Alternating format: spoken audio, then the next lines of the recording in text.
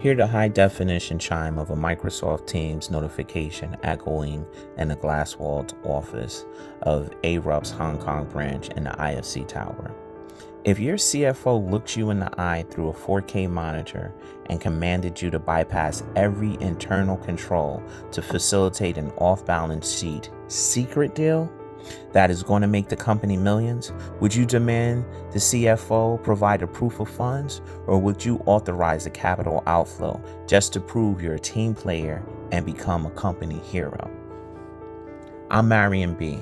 I have an MBA in finance and accounting, and in today's MBA Audit, we are deconstructing the $25 million cybersecurity breach of the global engineering giant Arup.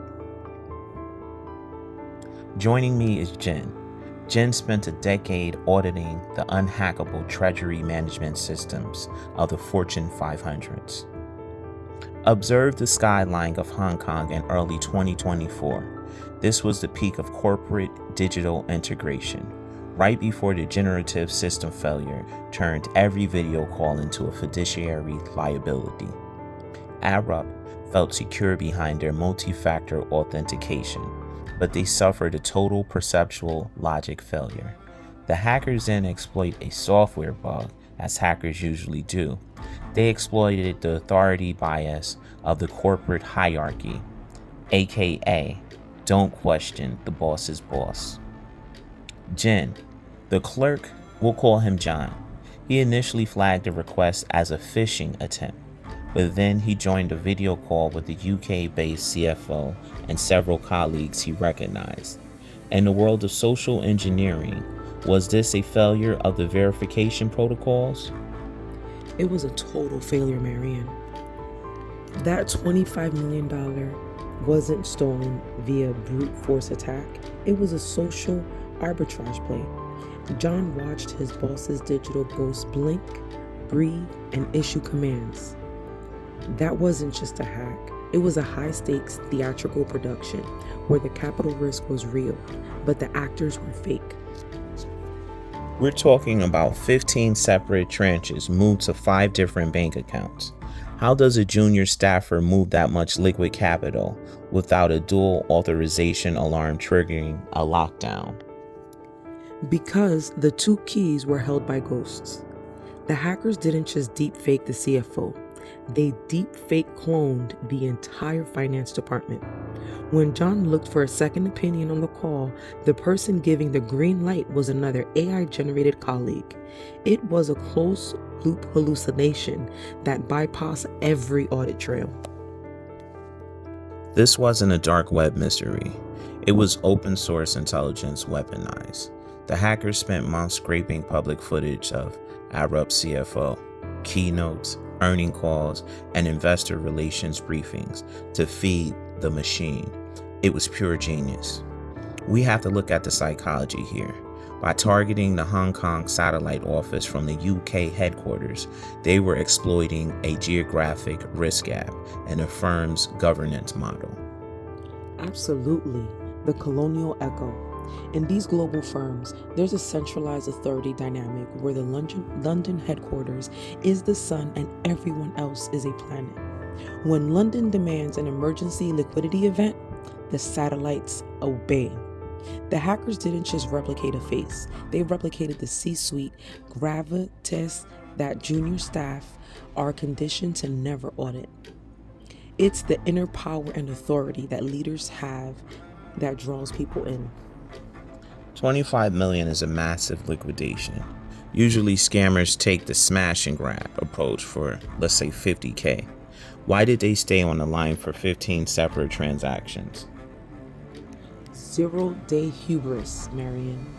They realized that as long as the latency stayed low and the video didn't glitch, they owned John's reality. They didn't just want to pay out, they wanted to test the maximum tolerable loss of a regional treasury before the real CFO caught wind of what was happening.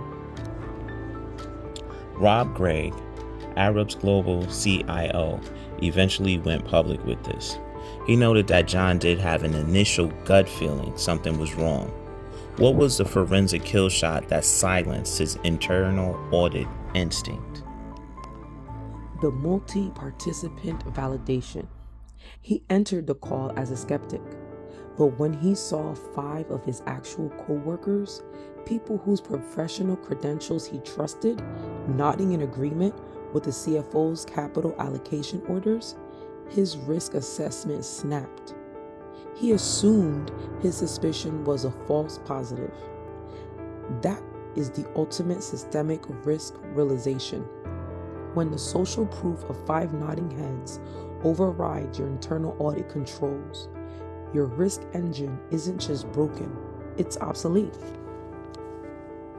Imagine how good John felt. In John's mind, he was executing a high-stakes merger and acquisition maneuver sanctioned by the highest level of Arup's hierarchy. Why didn't the bank's AML, anti-money laundering filters, flag a $25 million outflow as structuring? The transfers originated from a verified institutional account with a history of operating expenses. To the bank's risk engine, this looks like a month-end reconciliation. The hackers used Arup's prestige status to bypass the banking sector's immune system. Were these deepfakes live responsive? They were puppet master loops. They used GANs, which stands for Generative Adversarial Networks, which are powerful deep learning models that use 2 competing neural networks to respond to John's questions in real time. The co-workers were essentially high-res, AI-animated GIFs. It's a logic system failure where we trust the scenery more than the transaction logic. Very high-tech stuff here, Marion. John and his team were called in 6 days after the final transfer. The smoking gun wasn't a piece of malware or a backdoor entry into the server. It was a single overlooked detail in a video call's metadata. The deepfakes were nearly perfect, but they had one flaw: temporal desync. In a raw 4K video call, there is a micro fluctuation in the light reflecting off of a person's pupils based on the monitor's output. The hacker's AI couldn't simulate the environmental light bounce from the clerk's own screen back onto the CFO's eyes. Jen, for the MBAs watching, give us the kitchen table metaphor. How do you explain a $25 million loss to a board of directors without sounding like a science fiction movie? It's simple, Marion. Imagine you're at home and someone knocks on the door wearing a hyper-realistic mask of your wife. They have her voice, her wedding ring, and know your dog's name. They tell you the house is on fire and you need to throw the safe out the window to them. You don't check for a zipper on the mask, you react to the emergency. Let's talk about the $25 million ghost trail. Once the money hit those 5 Hong Kong accounts, where did it go? It went into the mule chain.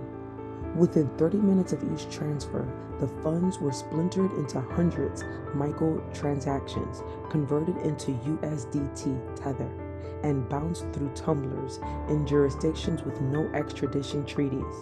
By the time the clerk realized the real CFO hadn't been on the call, the $25 million were already sitting in the cold storage wallet in Eastern Europe. This is a massive fiduciary breach of the internal audit standards.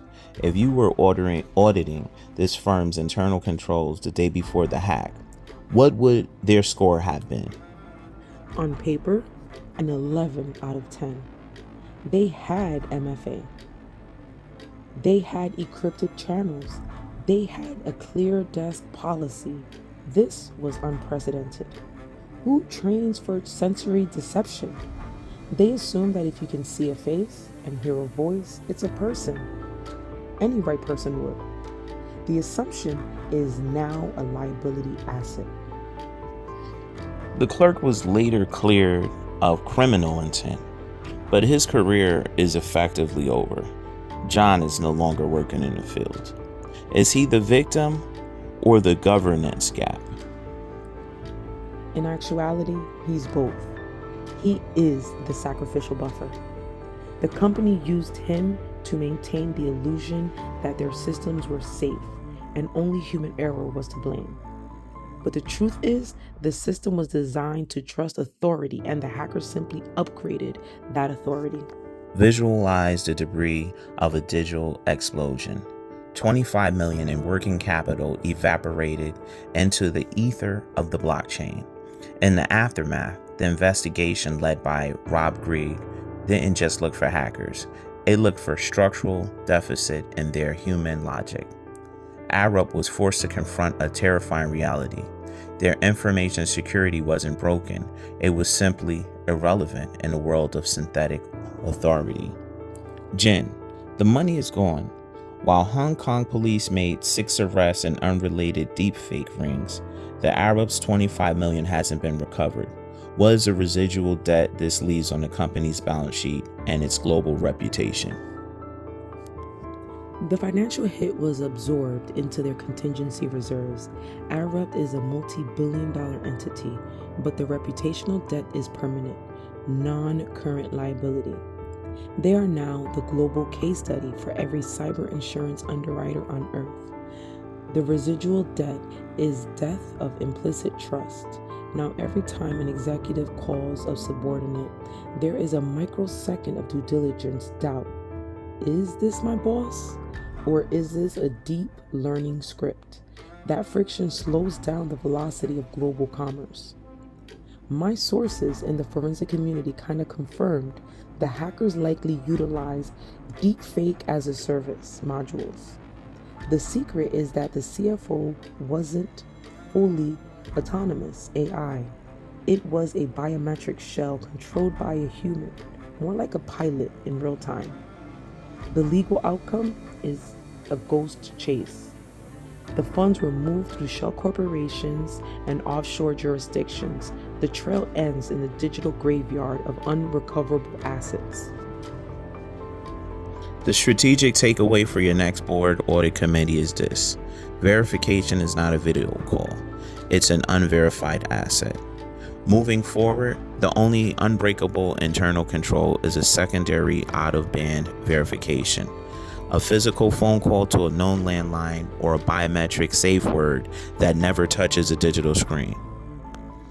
John could have taken the extra step and verified what his gut was feeling, but he didn't. I am Marion B. with the MBA Audit.